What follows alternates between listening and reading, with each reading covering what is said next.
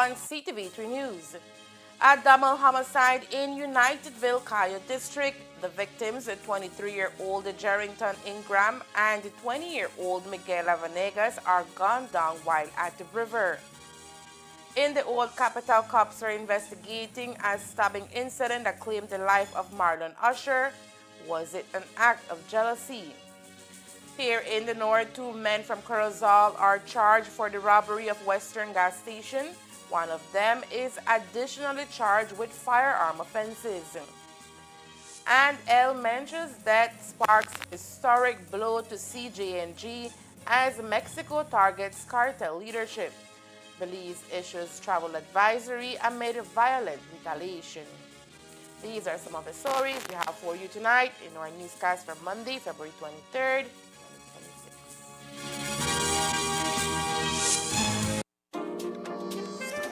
From whiskeys and wines to elegantly crafted cocktails.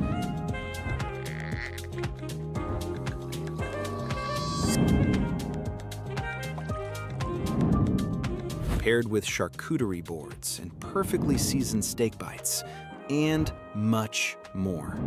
Perfect for celebrations, quiet nights, and every special occasion in between. 7 Notes Wine and Spirits, where every sip hits the right note.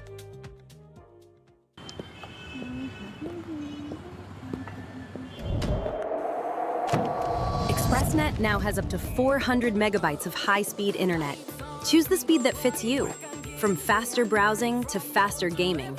Connect more devices at once. Or bundle it with Express Plus and HBO Max. Internet and streaming entertainment, all in one. Yeah, faster starts here. Sign up today at any Centaur office or contact us to get started.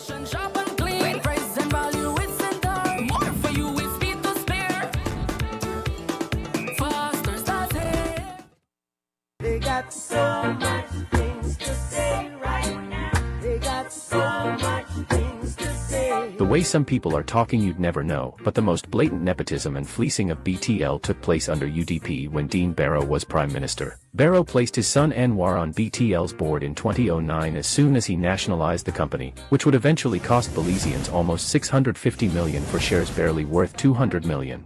By 2014, Anwar was appointed executive chairman with extravagant salary and perks. Under him, BTL spent wildly on ventures that did not materialize and never brought any returns. Under the Barrows, BTL's profits plummeted from $38 million in 2009 to $17 million in 2019, and $10 million in 2020, as the company hardly paid dividends to government and people of Belize. Anwar Barrow has no moral authority to talk about BTL, as it was under his nepotistic rule, appointed by his father, that BTL was most blatantly fleeced. They got so much things to say right now. They got so much things to say.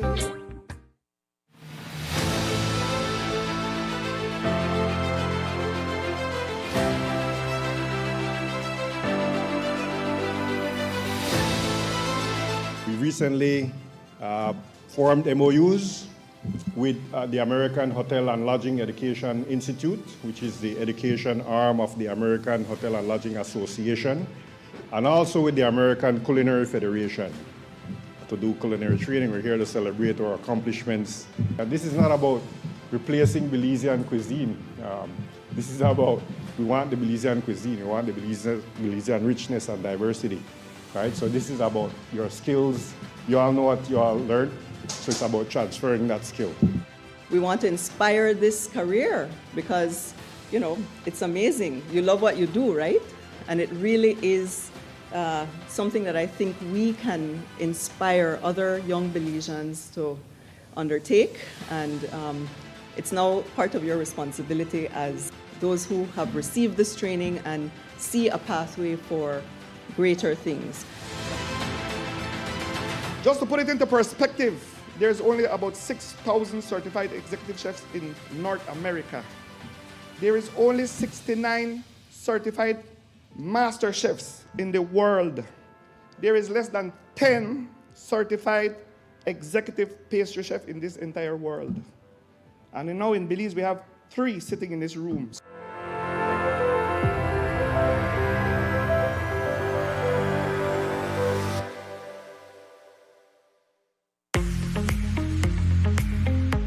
The Orange Walk Town Council is inviting applications from suitably qualified and motivated individuals to fill 5 garbage fee collector positions within our revenue department. Minimum requirements: high school diploma, friendly and people-oriented personality, tech savvy, must own reliable transportation, preferably a motorcycle, honest and dependable. Interested applicants are asked to submit the following documents: application letter, copy of high school diploma, valid social security card, 2 character references. Applications must be submitted in person to the Orange Walk Town Council office by February 20th, 2026. Join our team and contribute to keeping Orange Walk clean and organized.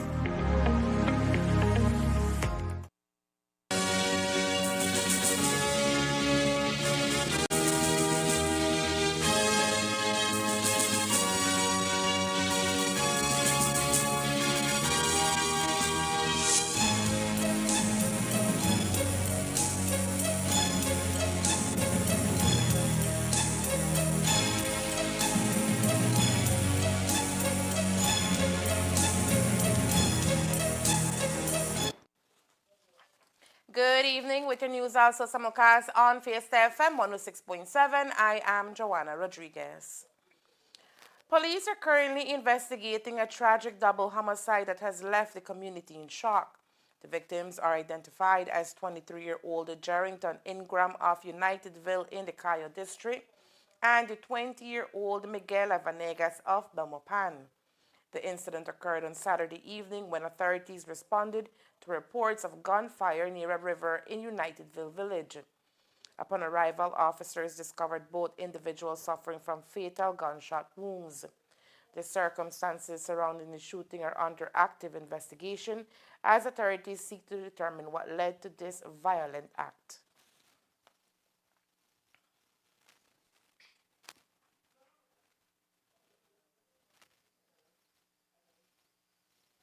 The investigation commenced at approximately 5:19 p.m.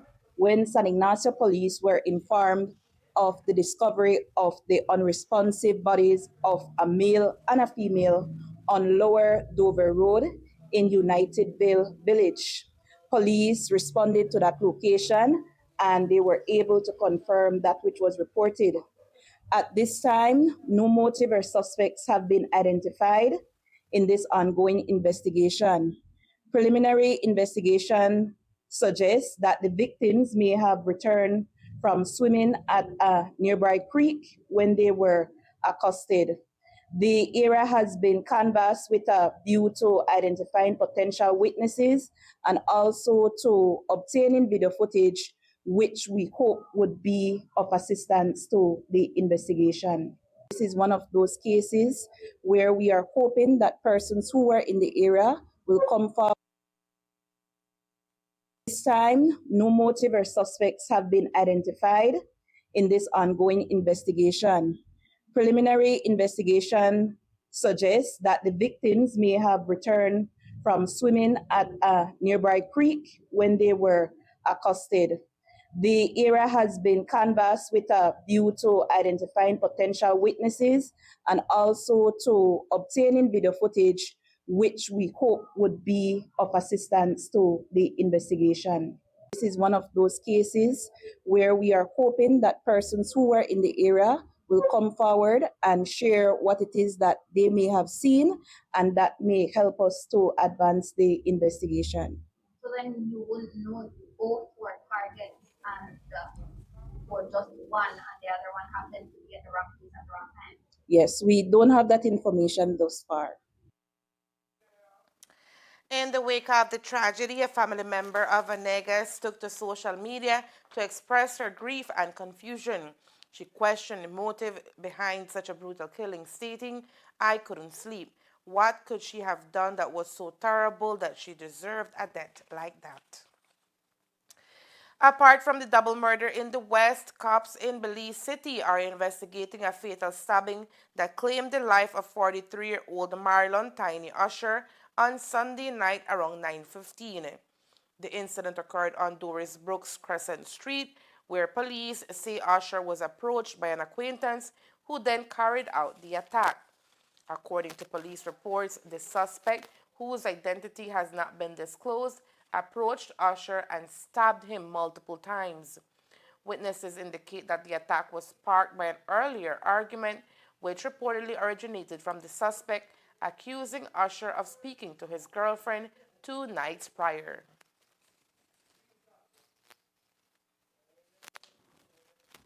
What we know so far in the course of this investigation is that Usher was walking on Dorisbrook Street when he was accosted by the suspect who inflicted the fatal injuries to him.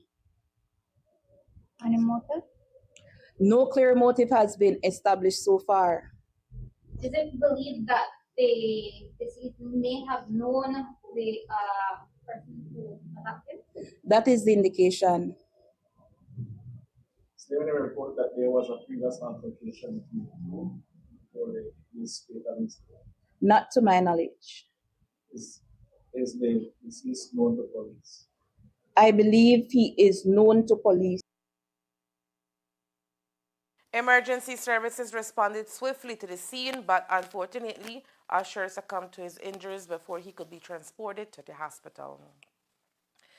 Authorities have formally charged 2 men in connection with a recent robbery at the Western gas station situated in the Chula Vista neighborhood of Corozal.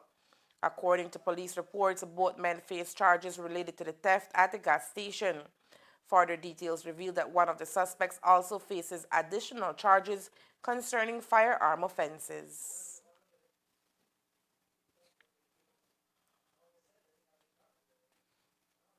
Police have formally arrested and jointly charged 20-year-old Jair Rancharan and 37-year-old Armando Villanueva, both of Corozal Town, for the crime of robbery.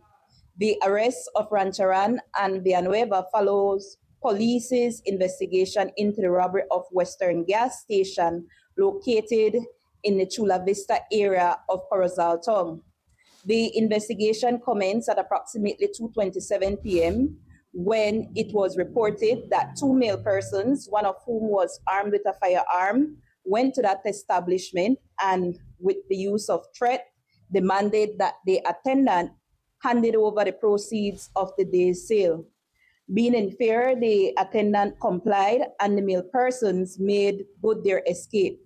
This matter was reported to police, and police's response, including dispatching an investigative team at the scene of the incident with a view of reviewing the available footage, and it also included mobilizing a joint operational team, which was done with a view to cordoning the area and creating a dragnet.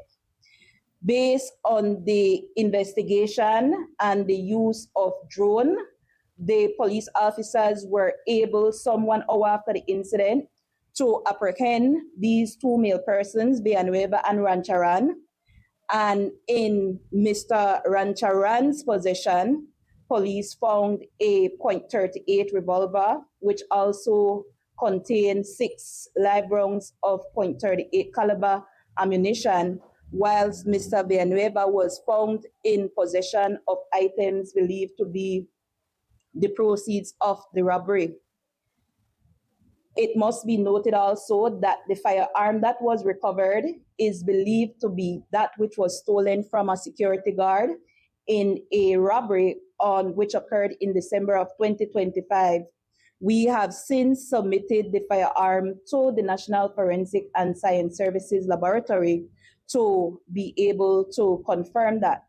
Given the discovery that was made on Rancharan, Rancharan was additionally charged for kept firearm without a gun license, kept ammunition without a gun license, and possession of a firearm with the serial number removed. Can you say what security guard, what incident was the security guard involved in that the gun was retrieved from? The December incident? The December incident relates to a 63-year-old security guard reporting that after reporting off duty and proceeding home, he was accosted by 2 male persons and they stole from him the firearm and other personal items belonging to him. In a significant blow to organized crime in Mexico, Joaquin El Mencho Esguerra Cervantes, the feared head of the Jalisco New Generation Cartel, CJNG, was killed during a military operation in Jalisco on Sunday. The death of one of the world's most wanted traffickers marks a critical turning point in Mexico's ongoing battle against drug cartels. El Mencho, who once served as a police officer, had risen to lead CJNG, transforming it into one of the most powerful and ruthless criminal organizations in Latin America. The U.S. Drug Enforcement Administration, DEA, had long classified CJNG as a major threat, citing its extensive drug trafficking networks, violent tactics, and ability to challenge state authority. The operation, carried out by Mexican armed forces, involved intense exchange of gunfire between soldiers and cartel members. During the clash, 4 cartel affiliates were killed. El Mencho, along with 2 of his bodyguards, sustained critical injuries and succumbed en route to Mexico City, according to official sources. The aftermath of the raid sparked widespread violence across 20 states, with reports of buses and businesses set ablaze, flight cancellations in Puerto Vallarta, and school closures nationwide. Despite the chaos, Mexico's President Claudia Sheinbaum maintained a message of reassurance, stating, "We work every day for the peace, security, justice, and well-being of Mexico." She emphasized that activities are proceeding normally in most areas, even as reports emerge of attacks on National Guard units. Belize's ambassador to Mexico, Oscar Arnold, confirmed that the operation was the culmination of months of planning involving multiple branches of Mexico's security apparatus. He explained that such violent outbursts are typical when cartel figures are targeted, as followers seek revenge or attempt to destabilize authorities. Insofar as Belizeans, we don't have any report of any Belizeans who were affected adversely or injured in any of this. As I mentioned earlier, there were a lot of students who were concerned, students in Anahuac, in Merida, in other parts of Mexico. And we've been fielding a lot of phone calls and just assuring them that the areas where they are very safe. We had 2 different groups of individuals who traveled from Belize City to Merida yesterday. They did not encounter any problem on the highway, and they're safe in Merida, going about and doing the activities that they're there for. We had a few people here in Mexico City who were on vacations. They traveled back this morning. They've reported to me that they've crossed the border there in Chetumal and Corozal without any issues. They didn't see a heightened sense of security at the international airport here in Mexico City, and that it's business as usual. My advice would be to try to listen to credible local news networks, also to the credible news networks in Belize. The Ministry of Foreign Affairs didn't take the situation lightly, and that is why you saw the travel advisory come out. I believe that's been the first for quite a few years, because we understand the gravity of the situation, and it's our job, it's our responsibility to try to find out as much as the information is possible, credible information, and then filter it up so that decisions like that can be made. My advice to car dealers would be, if you've not crossed into the Mexican border as yet and you're in the US and you're planning to come down, to wait a few days more. Things have been pretty calm since late last night into this morning.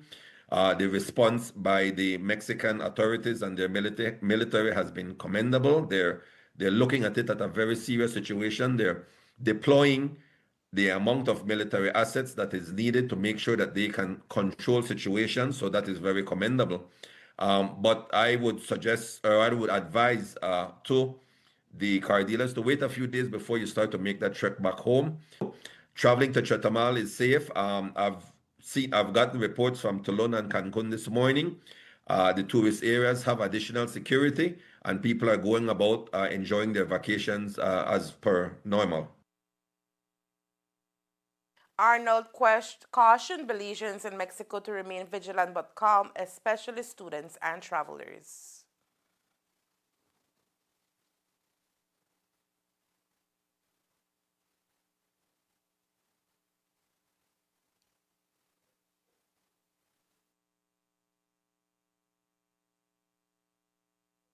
States has acknowledged its role in supporting Mexican security efforts. A U.S. defense official told CNN that a specialized task force contributed to the operation, but emphasized that it was primarily a Mexican military initiative. As authorities continue to dismantle CG&G's leadership, the long-term impact on organized crime in Mexico remains uncertain. However, the death of El Mencho signals a decisive moment in Mexico's ongoing fight to curb drug-related violence and restore stability to the region. Coming up next, BCWJ warns of protests as BTL negotiations over 6-year overdue severance and interest disputes stall. Stay tuned.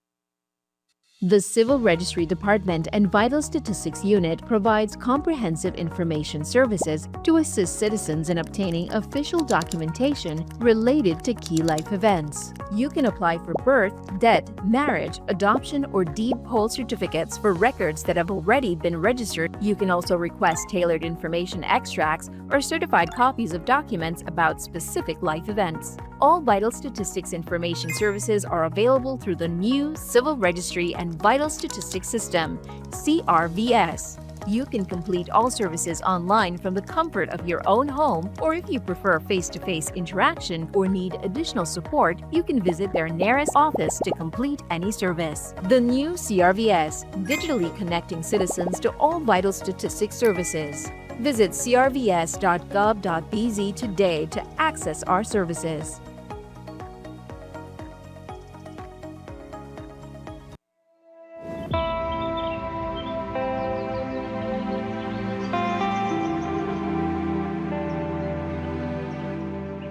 There's a saying I often return to, and that is a Chinese saying, that says, the best time to plant a tree was 20 years ago.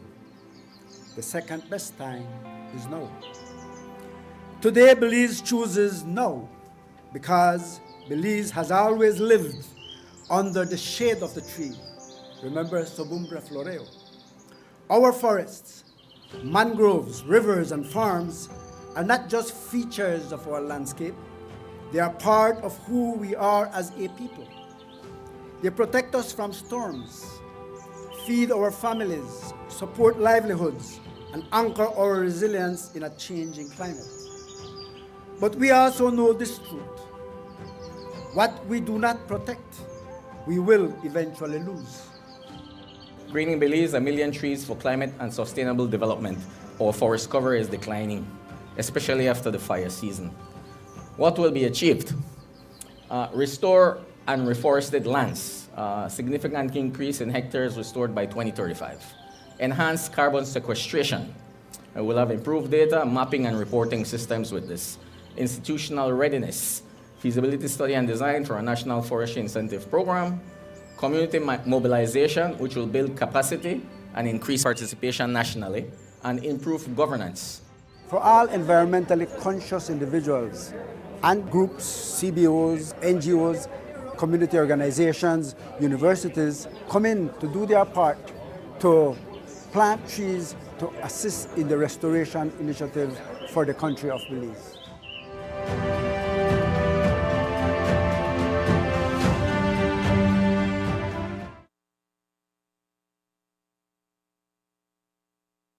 The Belize Communication Workers for Justice, BCWJ, met today with the representatives of Belize Telemedia Limited, BTL, as discussions continue over the long-standing issue of severance payments and the interest owed to former employees who have been waiting more than 6 years. At the center of the dispute is the amount of interest that should be applied to outstanding severance packages. The BCWJ has formally proposed a 6% interest rate, arguing that the extended delay in payments has placed an unfair financial burden on affected workers. However, following today's meeting, the union expressed frustration, claiming that BTL's board is seriously lowballing the proposal. According to the BCWJ, the figures being discussed do not adequately recognize the time and hardship endured by workers who have been separated from the company for over 6 years. While the union has given BTL the opportunity to return to its board of directors for further consideration, representatives say they are not confident that negotiations are being conducted in good faith. We came down our position of 6% to give them a leeway to be able to meet us somewhere, but they are very far from that percentage. And so what we are trying to say across the table is that we basically have to create equity. I can't have left one day before you and get no interest or a very minimal interest, and you have already, when you left, you have already gotten paid at 6%. So, and you know, the value of money has changes drastically between 1994 and 2025. We did our calculations on that. We ran the models, and basically that money would have appreciated by 71%. And we're not saying 71%, we're saying let's use a standard rate that the courts give, so that then, and we have to create this equity because people have left. So that's where we are in terms of the negotiations. We're trying to settle this, but we don't feel like at this point the mandate that the board has given to the BTL executive team that came to meet with us, that the board is not being fair with us. And so these discussions are not are no longer being done in good faith. Last week, I think when we spoke, we told you guys that we felt that, they were being genuine, it was being done in good faith, but we don't feel like we are there anymore. There are several reasons we feel that way, because when we ask them to go to the board and give us their ultimate position, we get something else. And when we ask for the ultimate position, we get something lower. So we're always being lowball, And we have a very hard mandate to maintain that 6%. That's the mandate that we got. But we are trying to find ways to bring these negotiations and this settlement and not go to court. I think the retail employees have waited these 32 years. Like, they've been waiting for this severance, and so we are trying to keep all of us out of court, but it doesn't seem like that's going to go that way. BCWJ says it remains committed to securing a just outcome for its members. The group is also making it clear that patience is wearing thin. The union says it is prepared to hit the streets once again if meaningful progress is not made, signaling that public demonstrations could resume in the coming days.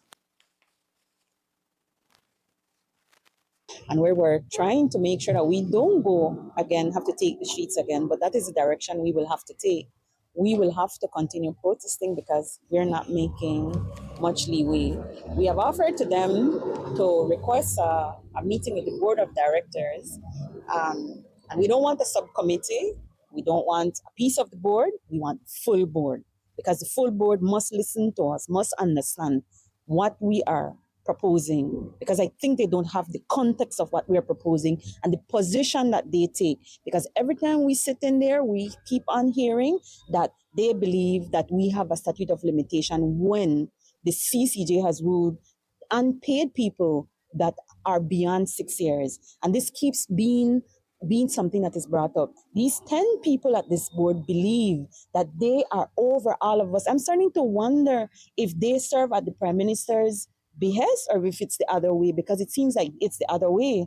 Because I think we all have the recordings where the Prime Minister said that he believes we are supposed to be paid, and I'm sure he will not be saying that just out of thin air. We heard the Minister of Labor say, who is an attorney, that we should be paid.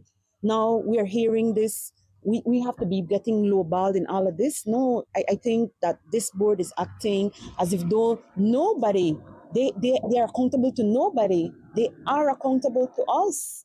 So we're not leaving this meeting in high spirits, because we feel like it wasn't in good faith. We're being lowballed. We ask for things in good faith. Give us your best numbers. Go to your board, and we receive the very lowest, the hardest. So it's not going well. And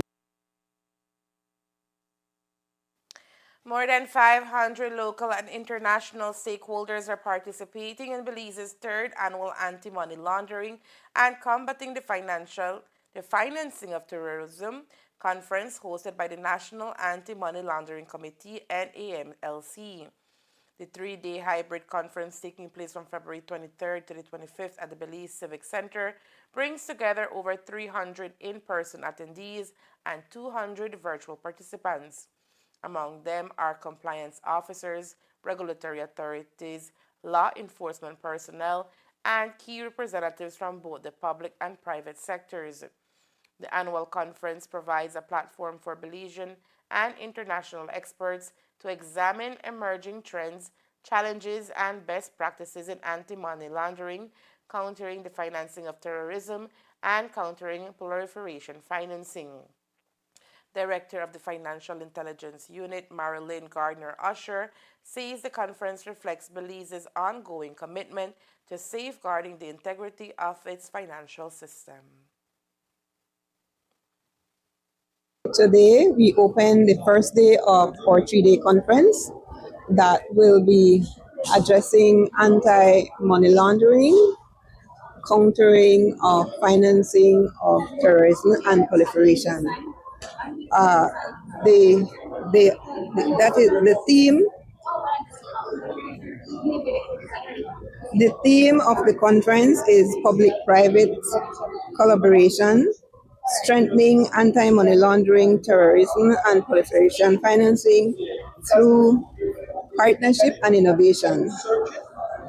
Our presenters comprise both local and international experts. This year, we have registered over 300 in person and over 200 virtual participants. While most agenda topics are similar to those of previous conferences, they now address changes in standards and best practices to strengthen Belize's capacity to ensure that we are successful in the next mutual evaluation. Furthermore, it is important to demonstrate that we are protecting our financial system and economy and our trusted partners in this global fight against money laundering, financing of terrorism, and of proliferation of weapons of mass destruction. Over the next 2 to 3 days, we continue to address the usual topics we would have done in the previous conference, except that it takes into consideration changes in standards and requirements to meet and standards and all the activities necessary to meet the CTV requirements and to be successful in the mutual evaluation process. Under NAMLC's leadership, Belize successfully completed its fourth round mutual evaluation by the Caribbean Financial Action Task Force, becoming the second country globally to achieve compliant ratings across all 40 recommendations of the Financial Action Task Force on its first attempt, according to Usher. The next review will be in 2036. Oh, wow. Yeah. So we have, I think, 6 years. No, 2031, sorry. It will be 5 years from now. Yeah. However, does that mean we can wait until then to be prepared for assessment and another successful mutual evaluation outcome? We have to start, in fact, long before now, as soon as that last mutual evaluation was complete, work continued on ensuring that all the all the FATF recommendations are being reviewed because they constantly they constantly change the standards, and we have to be in compliance with those. And in regards to effectiveness, we have to demonstrate effectiveness through actual prosecutions, and we have to be able to demonstrate that in respect to our documentation and standard operating procedures, being those are actually being put to good use to ensure to ensure that we meet the effectiveness requirements. Organizers say the annual AML CFT conference remains a cornerstone of Belize's efforts to enhance coordination, strengthen legislation, and build capacity across sectors to effectively combat financial crime. In a historic move, the Belize Police Department is set to spearhead the country's inaugural all-female march in honor of Women's Month. Assistant Superintendent of Police Stacey Smith described the event as a pioneering all-female law enforcement march, marking a significant milestone for gender representation in Belize's security forces. According to Smith, over 650 women from various branches of the country's defense and law enforcement agencies will participate in the march. This impressive turnout includes officers from the Belize Police Department, the Belize Coast Guard, and the Belize Defense Force. In collaboration with Women's Month, which occurs in the month of March every year, the Belize Police Department will be hosting its first of a kind all-female law enforcement march, and we have extended invitation to our sisters in law enforcement, the Belize Coast Guard and the Belize Defense Force, and they are expected to make representation along with us. The march will start off at approximately 9 o'clock a.m. on 2nd March. We leave from in front of the House of Culture and we proceed up Regent Street and onto Albert Street. This march will feature some over 650 police officers, Coast Guard and BDF combined, and it is held under the theme of Uniting Women in Law Enforcement for a Safer Belize. So we would like to take this opportunity to encourage everyone, those of you who are able to come down in the area, schools in particular, to bring out the students and witness history in the making as we celebrate women in law enforcement. The march is scheduled to commence at 9 a.m. from in front of the House of Culture. Under the theme, Uniting Women in Law Enforcement for a Safer Belize, the event aims to highlight the vital role women play within the nation's security apparatus. And there is more news after the break. Stay tuned. They got so much things to say right now. They got so much things to say. The way some people are talking you'd never know, but the most blatant nepotism and fleecing of BTL took place under UDP when Dean Barrow was Prime Minister. Barrow placed his son Anwar on BTL's board in 2009 as soon as he nationalized the company, which would eventually cost Belizeans almost $650 million for shares barely worth $200 million. By 2014, Anwar was appointed executive chairman with extravagant salary and perks. Under him, BTL spent wildly on ventures that did not materialize and never brought any returns. Under the Barrows, BTL's profits plummeted from $38 million in 2009 to $17 million in 2019, and $10 million in 2020, as the company hardly paid dividends to government and people of Belize. Anwar Barrow has no moral authority to talk about BTL, as it was under his nepotistic rule, appointed by his father, that BTL was most blatantly fleeced. They got so much things to say right now. They got so much things to say. Basketball fans, the NBA season is back and more electrifying than ever. Forever. Witness every battle, every dunk, and every overhead and back pass with Centaur's Express Plus app. This season is a must-watch event packed with heart-stopping moments and unforgettable plays. Don't miss out. Stream all the action live on the Centaur's Express Plus app. Hey, drop James Harden's ass. Express Plus, your front row seat to the 2025 NBA season. Finally, a postpaid plan for 3 people. Introducing Smart Trio. Why pay for mobile service alone when you can share and save? Get unlimited national calls, texts, plus 100 gigabytes of shared data. And the best part? It's only $135. That's right, as low as $45 per person. Perfect for small families, couples, or close friends. Smart Trio. 3 lines, 1 smart choice. Sign up now and you could win a Trio getaway to San Pedro for 3. Visit us at www.smart-bz.com for more information or sign up at any showroom today. Smart, bringing people together.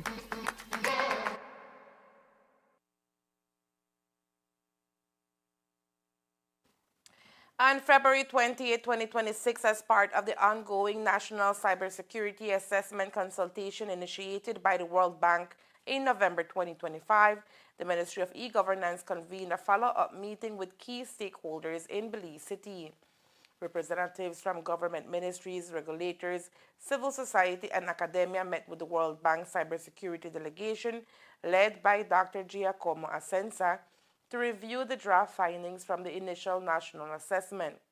The report highlights the country's growing momentum in enhancing its cybersecurity landscape, noting progress such as strengthened central leadership and advancements in incident response capabilities. The World Bank presented a 5-year plan to enhance trust, expand national capacity, and align practices to support a resilient and coordinated cybersecurity environment. The first event of the year marks an important step in ongoing collaboration between the Ministry of E-Governance and partners across the public and private sectors to advance national cybersecurity efforts. The Honorable John descended departed the country yesterday, Sunday, February 22nd, 2026, en route to St. Kitts and Nevis to attend the 50th CARICOM Heads of Government meeting. Accompanying the Prime Minister is Honorable Francis Fonseca, Minister of Foreign Affairs, Foreign Trade, Education, Culture, Science, and Technology, Her Excellency Amalia Mai, Chief Executive Officer, and His Excellency Lawrence Sylvester, Ambassador to CARICOM. The Prime Minister returns to Belize on Sunday, March 1st, 2026.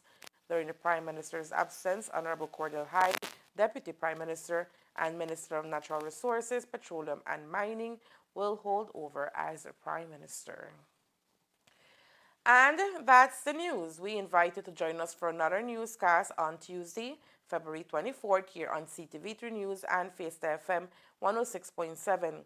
Remember that to read a text version of the news, you can visit our website at ctv3belizenews.com. You can also log on to our Facebook page for current stories at facebook.com/CTV3BelizeNews or our YouTube channel at CTV3 News BZ. From all of us here at CTV3, thank you for watching.